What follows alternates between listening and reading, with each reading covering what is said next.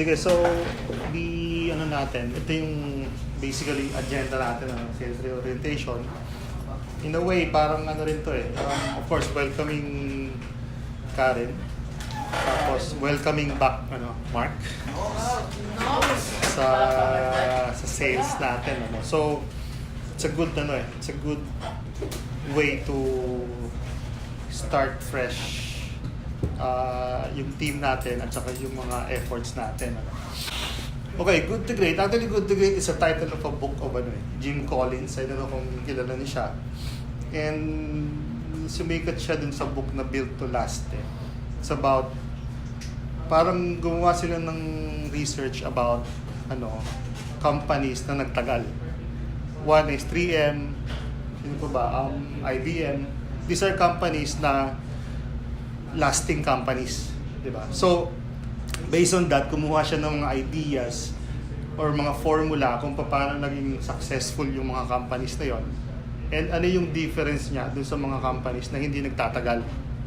Okay, yun yung built to last But Good to Great kasi ito yung another book niya na ano yung difference ng good companies versus great companies. So why do some companies make the leap, yung others naman don't make the leap? So these are tried and tested formula and years of research by his team, led by Jim Collins. I also encourage you guys to read books consistently, diligently, kasi you only live once, di ba? YOLO. So might as well learn a lot of things in the process. Okay. So why am I introducing this? As you know, the company Hilsoft started as Omega Business Consulting noong 2001.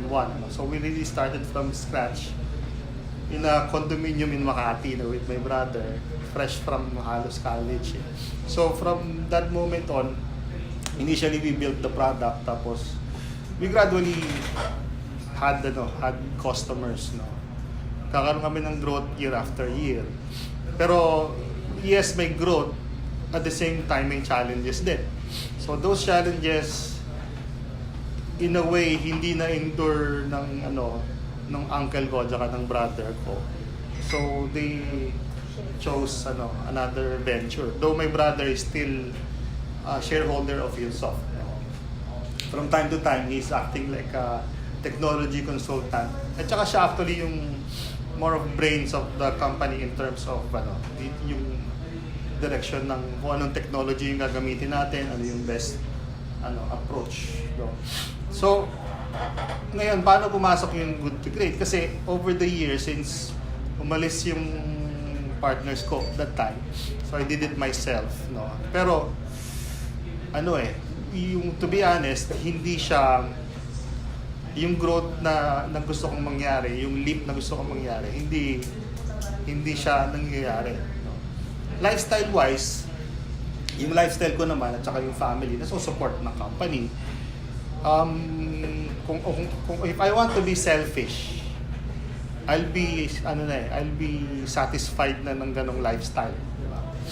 Baga, at that time, meron akong driver, meron akong sasakyan, di ba? Everything is okay. But hindi ako satisfied because I want to make the leap and contribute further to the community, which is basically the industry that we're working and the clients that we attend.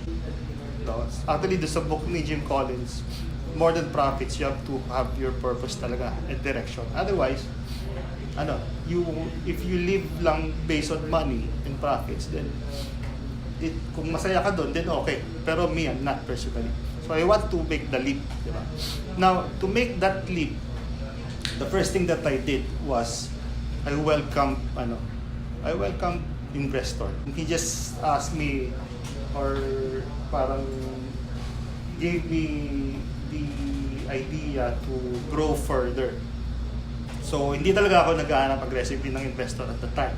It's more of happy-go-lucky type na okay lang kung meron, okay lang wala. But when I realized na I wanted Hilsoft not only built to last but also go to the next leap. So I welcomed the that idea, and I started working with John. It started early 2017, but the courting stage with him was like late 2016. But 2017 was the official onboarding of John, and I'm thankful to him because yung investment na binigay niya sa akin is hindi siya nakikialam. He just gave his investment, and what I did initially was to hire key people. Okay, so I hired a CFO, I hired sales. Yung initial sales team ng Hilsoft at the time was established. But me personally, I don't have experience in managing a sales team. All were those trial and error, and of course learnings ganyan. I bought some books and learned how to manage the sales team, sales people. Hindi naman ako sales in general. I'm a programmer, so all of these are just learnings. Ang first level of growth is to grow the revenue. Ang tawagin is top line. Okay. Nung pumasok yung sales team, we grew about 4 times. So the challenge doon, as you know, yung team naman ng delivery. Diba? So ibig sabihin, the product that we are offering now in the market is sellable. Sabihin, we can sell it because we have proven it. Diba? People are signing up. Diba? We can solve their problems. Okay? The next challenge now is delivery. Okay, so nung time na yon, we had like I empowered our finance and operations team to work on it. Ako naman, in a way, medyo nag-focus sa product development. Establish makikita niyo yung sa website, Hilsoft Labs. So yung Hilsoft Labs is a partnership between some people who has ideas or who have ideas on gustong product na i-develop, and then so doon na buo yung payroll natin, doon na buo yung hotel management natin through those partnerships, pati yung global year. Okay, as you guys know, the product is there, pero if the people who is executing the delivery is not aligned to our objectives and purpose and core values, then hindi siya mag-work. Okay.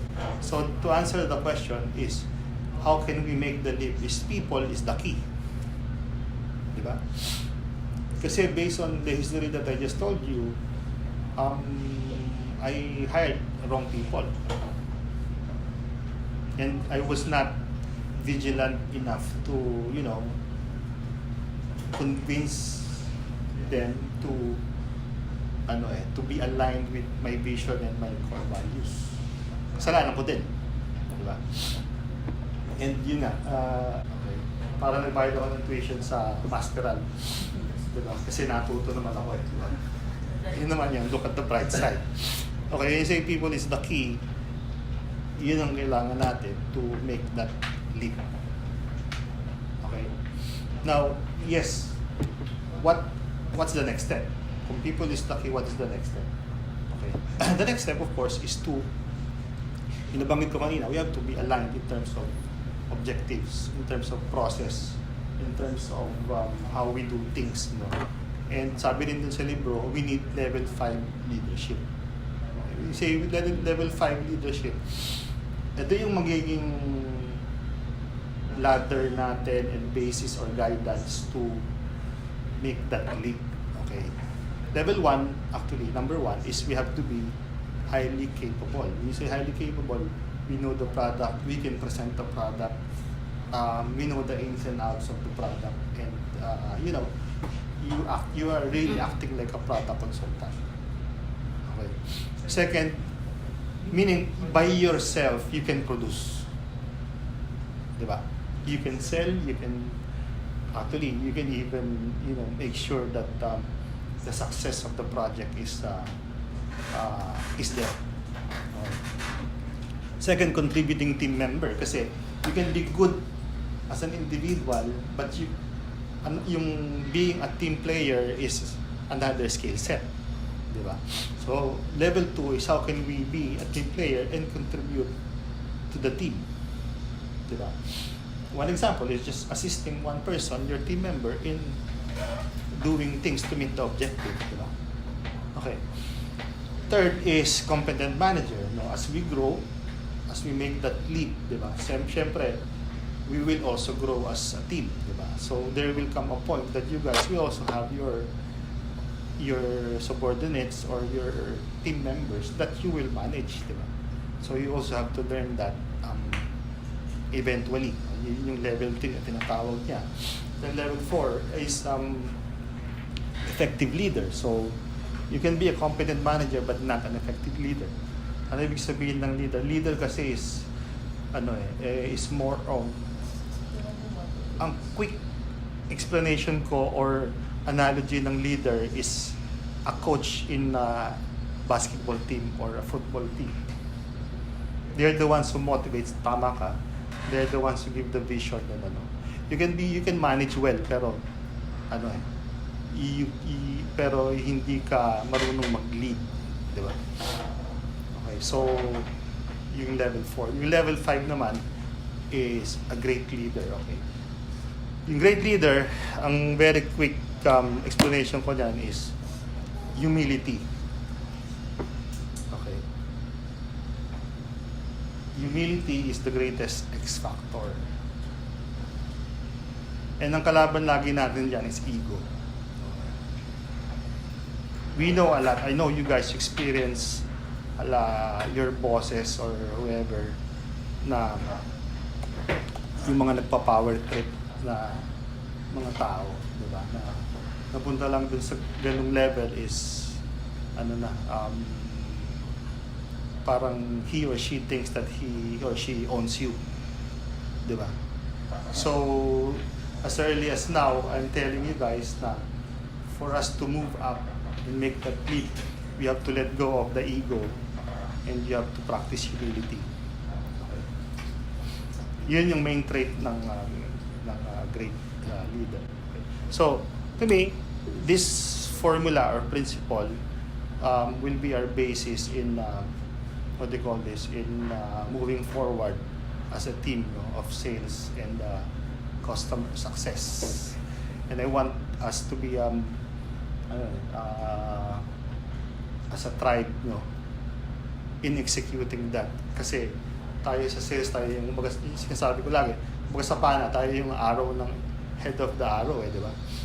Di ba? Tayo yung mag-lead ng way to meet the objective and hoping that the people in operations and the back office will also move with us. Di ba? Kaya lang, somebody has to start. Or some person has to start that, di ba? So it's a long process, pero let's be patient. Okay. And also me as a leader, I will tell you now, I'm not perfect, di ba? I might overlook some things, no. And as you know, my line is always open if you want to talk about it.